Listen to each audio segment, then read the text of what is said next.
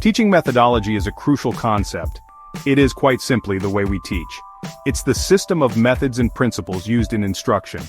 In any educational setting, this matters greatly. However, when we speak of religious education, its significance is magnified considerably. We are not merely transferring facts or figures from one mind to another. We are attempting to nurture faith, to instill values, and to guide hearts. The method, therefore, must be as pure and as considered as the message itself. It is about connecting the student to something far greater than the classroom. The Quran itself serves as a profound model of pedagogy. Allah, the first teacher, communicates with humanity through this divine text. Notice how it teaches. It uses parables, striking examples that lodge themselves in the mind. It asks rhetorical questions, compelling the reader to think deeply. It narrates stories of past nations, drawing out lessons for our own lives. The Quran repeats key themes, reinforcing essential truths. Its very structure, its rhythm, its language, all are part of its teaching method. It engages the intellect, the emotions, and the spirit, a truly holistic approach to learning. Following this divine blueprint, we have the Sunnah, the traditions of Prophet Muhammad, peace and blessings be upon him. His entire life was an educational experience for those around him.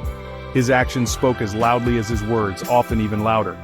He was a walking, talking embodiment of the Quranic teachings. Every interaction, whether in the mosque, the marketplace, or his home, became a potential lesson. The companions learned not just from his formal sermons, but from his character, his compassion, his patience, and his wisdom in everyday situations. This practical demonstration is a cornerstone of Islamic pedagogy. The ultimate aim of Islamic teaching methodology, drawing from these divine sources, is transformation. It is not enough for a student to memorize verses or hadith without understanding. It is not enough to know the rules without internalizing the wisdom behind them. The goal is to foster a deep understanding that leads to unwavering conviction. This conviction, in turn, should inspire righteous action and a conscious, living connection with Allah.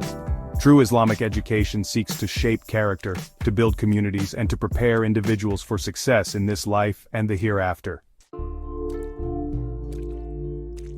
The Prophet Muhammad, peace be upon him, was a master educator. His teaching style was remarkably interactive, a far cry from a dry, one-way lecture.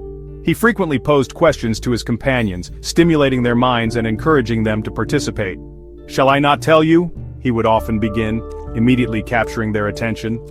He listened intently to their queries, no matter how simple they seemed. This dialogue created a vibrant learning environment.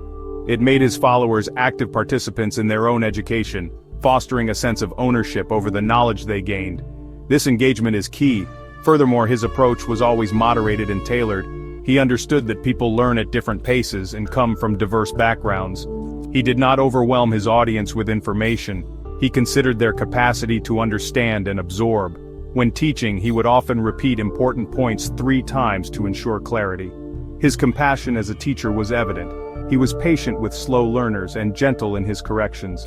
This individualized attention ensured that his message reached everyone effectively, regardless of their initial level of knowledge or understanding. It showed profound respect for the learner.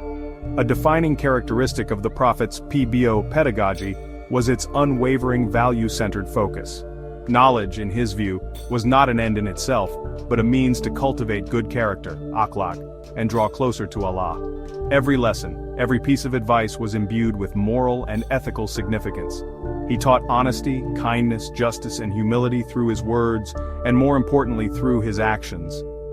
The development of a strong moral compass was paramount. He wasn't just teaching Islam, he was building Muslims of outstanding character. Finally, the Prophet's PBU teaching was profoundly holistic. It encompassed all facets of human existence, the spiritual, the social, the economic, and the personal. Learning was not confined to a specific time or place like a formal school.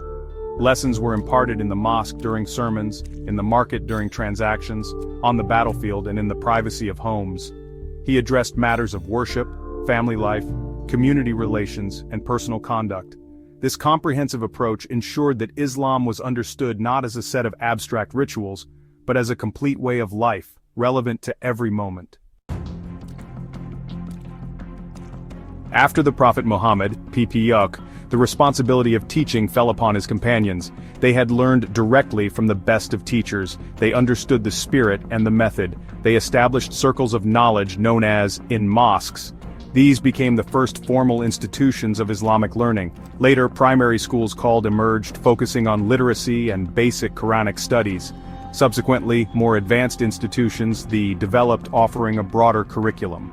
This organic growth laid the essential groundwork for structured Islamic education across the Muslim world.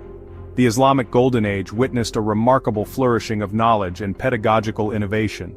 Scholars in centers like Baghdad, Cordoba, and Cairo not only preserved existing knowledge but also expanded upon it. The of this era became vibrant hubs of learning, attracting students and scholars from far and wide. Teaching methodologies emphasized critical thinking, rigorous debate, and the meticulous study of texts. Curricula were comprehensive, often including theology, law, philosophy, medicine, and mathematics. This period demonstrated a dynamic and intellectually stimulating approach to education, a legacy we can still learn from today. Today we face new challenges and opportunities in Islamic education. Globalization has connected diverse Muslim communities, but it has also exposed them to a multitude of competing ideas. Technology offers powerful tools for learning and outreach, but it also presents distractions and potential pitfalls. There is a pressing need for contemporary resources that are both authentic to Islamic tradition and relevant to the modern context. Educators require materials that can help them navigate these complexities, engage young minds effectively, and address contemporary concerns through an Islamic lens. One such valuable contemporary resource for educators is the book Methodology of Teaching Religious Lessons by Genshin Jatishi. Works like this are crucial. They seek to bridge the timeless wisdom of Islamic pedagogical principles with the practical demands of teaching in the 21st century. Jatishi's book, for instance, likely delves into practical strategies, lesson planning, and classroom management tailored for religious instruction. It offers educators considered approaches to impart faith effectively, drawing upon established methods while acknowledging modern educational theories. Such resources empower teachers to refine their craft. The current needs in Islamic education are multifaceted and demand our careful attention. Young Muslims in particular are navigating a complex world. They are bombarded with information, sometimes conflicting, from various sources. They grapple with questions of identity, purpose, and the relevance of faith in their daily lives. Islamic pedagogy must therefore equip them with critical thinking skills, a strong spiritual grounding, and the ability to articulate their faith confidently and compassionately. It needs to address contemporary issues with wisdom drawn from our rich tradition. To meet these needs, educators must employ effective approaches that truly resonate with modern learners. Rote memorization alone is insufficient. While memorizing the Quran and Hadith is valuable, it must be coupled with a deep understanding of the meaning and context. Interactive methods, the use of technology for engagement, relatable examples drawn from contemporary life, and project-based learning can make Islamic studies more dynamic and appealing. The aim is to foster a love for learning about Islam, not merely a sense of duty. This requires creativity and a willingness to adapt. It is vital to recognize that Islamic pedagogy is not a static relic of the past. It is, and always has been, an evolving field. While its core principles derived from the Quran and Sunnah are immutable, the methods of application must adapt to changing times and contexts. This requires ongoing reflection, research, and innovation from educators and scholars. We must constantly ask ourselves, how can we best convey the timeless message of Islam to this generation?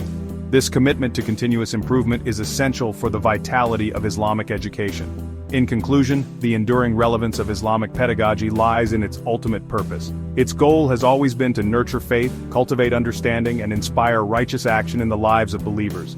It seeks to connect individuals to their Creator, to their community, and to their profound purpose in this world. The methods may evolve, the tools may change, but this sacred mission remains constant. By embracing the rich heritage of Islamic teaching methodologies and adapting them thoughtfully for today, we can continue to light the path for generations to come, ensuring that the beauty and wisdom of Islam illuminate their hearts and minds.